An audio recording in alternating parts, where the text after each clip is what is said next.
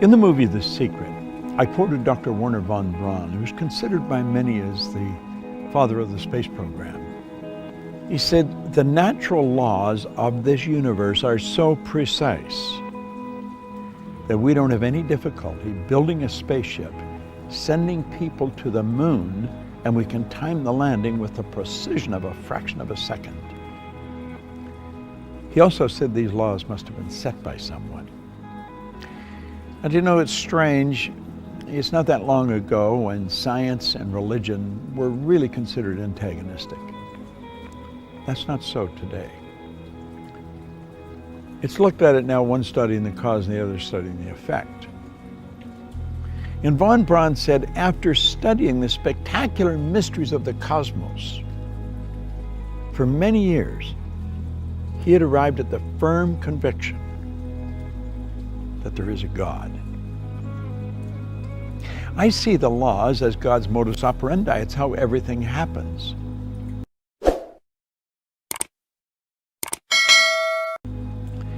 The Secret was based on the concept of law of attraction.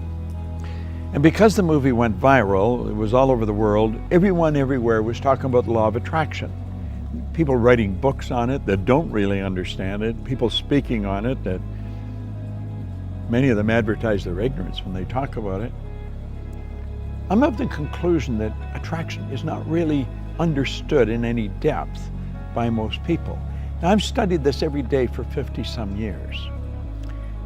And I can assure you, attraction is a law, but it's a secondary law. The primary law is the law of vibration. The law of vibration is one of the basic laws of the universe. It decrees that everything moves, nothing rests. We literally live in an ocean of motion. Do you know that everything is an expression of the same thing? The leaves, the tree, the cement, the body, the clothes. It's all energy at a different rate of vibration. You see, your body is a molecular structure in a very high speed of vibration. Your brain is an electronic switching station. Your brain does not think, but you think with your brain. There's a difference. As you activate brain cells, you set up a vibration in your body. For me to just move my hand like that, I had to activate brain cells or my hand wouldn't have done it. If a person's had a stroke, where the blood just stops going to a section of the brain, those brain cells become dead. The movement in the body, in that part of the body that is controlled by those cells, stops. Vibration is something that must be understood if you're going to take control of your health. It must be understood if you're going to take control of your relationships. It must be understood if you want to become wealthy. And if you want to really master the art of selling, vibration is an essential. You've got to understand it. And yet almost all the sales training programs that are done worldwide have nothing about the law of vibration in them. As Robert Louis Stevenson said, everybody's selling. You're selling an idea, a product, or a service. And it's true. The teacher's selling the student.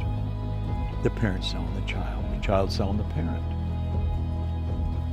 Well, what do we mean selling? Well, the professional salesperson understands that selling is doing something for someone, not to someone. And the professional will sit down and they will get to know the prospect. They will find as much about the prospect as they can. They'll have permission to ask the prospect questions. They'll gather a lot of information and they find out where the prospect wants to go, what they want to accomplish. They mentally get on the prospect's frequency and help the prospect go to where they want to go. My old mentor called that empathy-ego balance, where you're able to get into the other person's mind and see the world from where they see it. Get on their frequency, get in their vibration. The vibration you're in is going to dictate what you attract into your life. And if you're troubled, you're worried, you're going to attract a lot of bad energy. That's why the great sufferer in the Bible said, "Lo, the thing I fear has come to visit upon me." Well, fear is a very negative vibration. It's a very negative emotion. is caused by doubt and worry, and doubt and worry is really caused by ignorance. That's why Solomon said, in all you're getting, get understanding. What do we want to understand? I think we want to understand the laws that govern our being, the laws that govern our universe. And then we want to understand how to get in harmony with the law. Everything you want will come to you when you get in harmony with it. Vibration is essential to understand, but only one person, maybe 10, has any grasp of it at all. If you ask a person how they feel, what they're really telling you is their conscious awareness of the vibration they're in. If a person says, I just don't feel very well, that person's probably in a very negative vibration.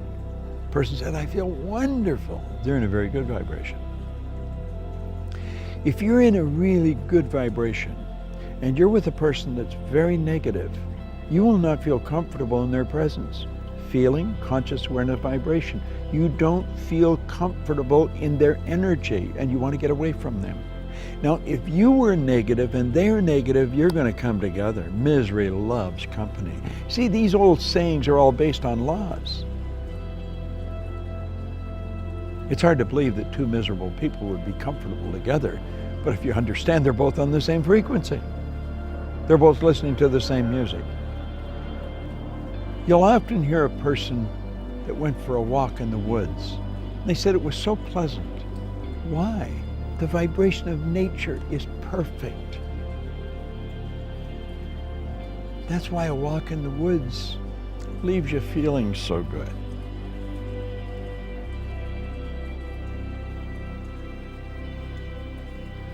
What do you understand about the law of vibration?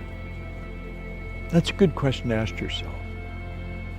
I'm going to give you a small exercise. The next time you're around a person that's complaining about anything, or that obviously it doesn't feel very well, start changing the subject. Start talking to them, about something good about them. Compliment them, but make it a sincere, merited compliment, not false praise. No flattery. Pick out something good that they do and slowly turn the subject around to that. Let them know how much you admire how well they do it. And you know something? Like that, their energy will change. You have caused them to change their vibration. Now, the beautiful truth about this, when you do it, you'll learn how to do it to yourself when you're not feeling very good.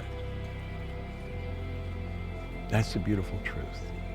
We are in control of how we feel. I was reading something by Viktor Frankl, the author of Man's Search for Meaning, a Viennese psychiatrist, spent the war years in a concentration camp. He said, in every situation, there is a space between the situation and how you respond to it. And in that space, you can decide how you're going to respond. Now, that space may only be a millisecond, but in that space, you can decide, are you going to react or are you going to respond? Think of it. In every situation, between the situation and your response, there is a space. And in that space, you can decide how you're going to respond.